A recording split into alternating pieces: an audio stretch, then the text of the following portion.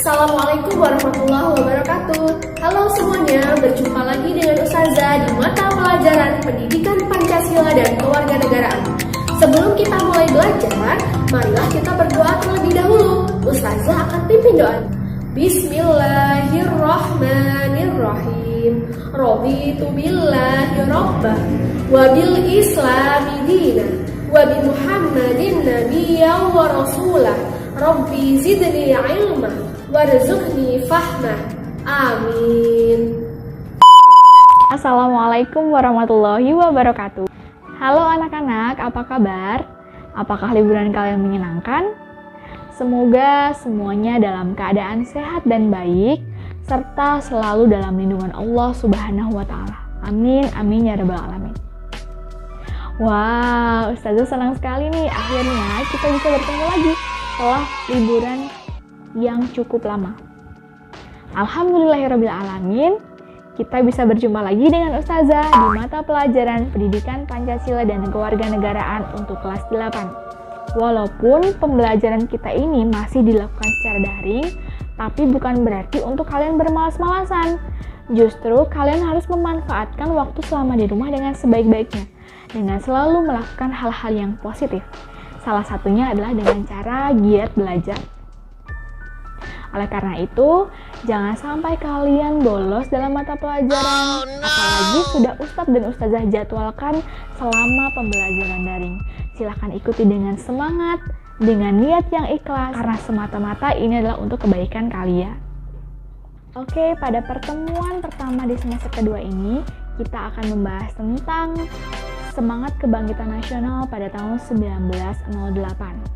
Suatu bangsa tidak akan bisa berubah manakala bangsa tersebut tidak mau merubah dirinya sendiri.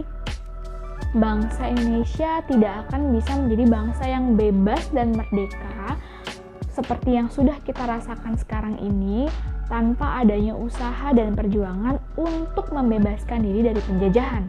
Kesadaran masyarakat Indonesia untuk bangkit itu sudah lahir seiring dengan lahirnya generasi muda yang terdidik dan peduli terhadap kemerdekaan suatu bangsa.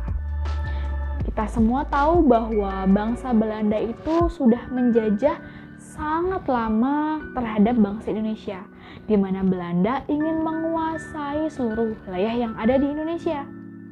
Namun, berkat adanya usaha dan kerja keras untuk merebut kekuasaan atau kemerdekaan, bangsa kita bisa bebas dan merdeka seperti sekarang dan sampai detik ini.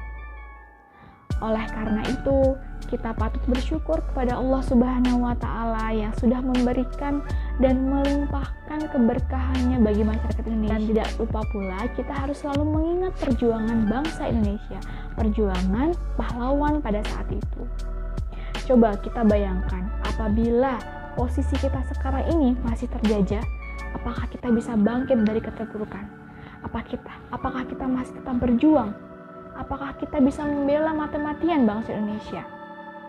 Belum tentu.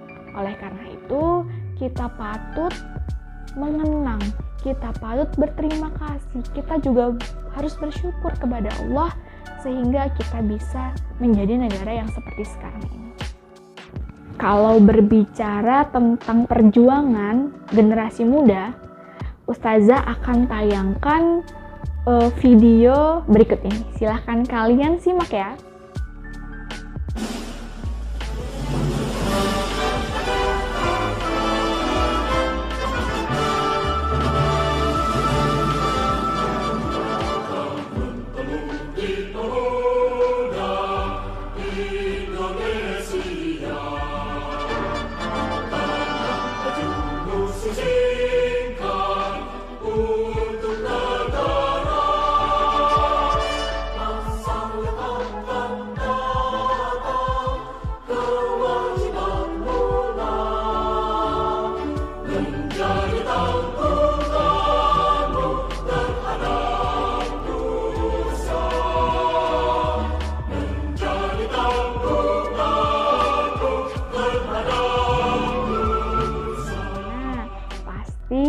lagu tadi sudah tidak asing lagi terdengar di telinga kalian. Tugas kalian adalah Ustazah minta kalian untuk membuat pertanyaan yang belum kalian pahami pada lirik-lirik yang ada di lagu yang sudah Ustazah tayangkan tadi.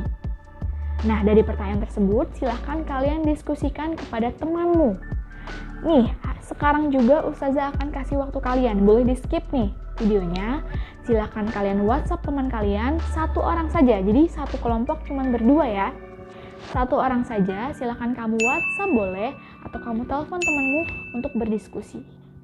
Hasil dari diskusi kalian tadi harus kalian tuliskan di buku catatanmu.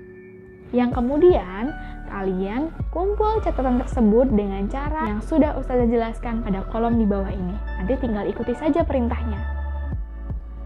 Nah, tugas assignment tersebut bukan hanya tugas diskusi, tapi kalian harus memfotokan rangkuman serta hasil dari diskusi kalian yang sudah kalian pelajari pada pertemuan pertama ini. Kemudian, foto tersebut kalian kirimkan di kolom assignment yang sudah Ustazah sediakan di bawah ini. Untuk petunjuknya juga Ustazah sudah sediakan di bawah ini. Silahkan kalian pahami. Bagaimana diskusinya? Apakah kalian sudah menemukan jawabannya? Sebelum kita memasuki lebih dalam, apa sih itu kebangkitan nasional? Ustazah mau bercerita tentang kondisi sebelum adanya kebangkitan nasional tahun 1908. So, silahkan kalian simak dan kalian pahami dengan baik penjelasan dari Ustazah. Check this out! Rusaknya ekonomi Eropa akibat peperangan dan berkembangnya teknologi pelayaran pada abad ke-15 menyebabkan negara-negara di Eropa melakukan ekspedisi untuk mencari sumber-sumber ekonomi baru ke seluruh dunia. Ekspedisi ini banyak menemukan sumber ekonomi dan lahan baru untuk dilakukannya perdagangan. Ternyata, bangsa Eropa tidak hanya melakukan perdagangan, melainkan langsung menguasai dan menjajah negara-negara yang mereka anggap baru diketemukan. Awal dimulainya penjajahan Belanda di Indonesia sejak didirikannya VOC. Sejak VOC berdiri, dimulailah berbagai bentuk kekerasan yang menimpa rakyat Indonesia. Salah satunya adalah dengan adanya politik divide et impera atau adu domba. Bangsa Indonesia semakin menderita ketika Dendles berkuasa. Upaya kerja paksa atau kerja rodi guna membangun jalan sepanjang Pulau Jawa untuk kepentingan militer membuat rakyat makin menderita. Penderitaan berlanjut karena Belanda kemudian menerapkan kultur stelsel atau tanam paksa. Peraturan tanam paksa diterapkan oleh Gubernur Jenderal Hindia Belanda yaitu Van den Bosch. Penderitaan yang dialami bangsa Indonesia menyadarkan beberapa orang Belanda yang tinggal di Indonesia, di antaranya Baron van Hove, Edwardus Dekker, dan Mr. van Deventer. Edwardus Dekker yang menulis buku Max Havelaar. Buku ini menggambarkan bagaimana penderitaan rakyat Lebak, Banten akibat penjajahan. Mr. van Deventer mengusulkan agar pemerintah Belanda menerapkan politik balas budi. Politik balas budi terdiri dari 3 program, yaitu edukasi, transmigrasi, dan irigasi. Atas desakan berbagai pihak, akhirnya pemerintah Belanda menerapkan politik balas budi. Politik ini bukan untuk kepentingan rakyat Indonesia, melainkan untuk kepentingan pemerintah Belanda. Contohnya irigasi dan edukasi.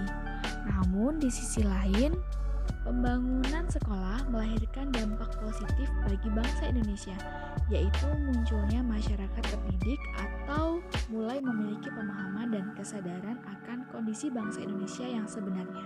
Mereka mengenyam pendidikan dan sadar akan nasib bangsanya, selanjutnya menjadi tokoh-tokoh kebangkitan nasional.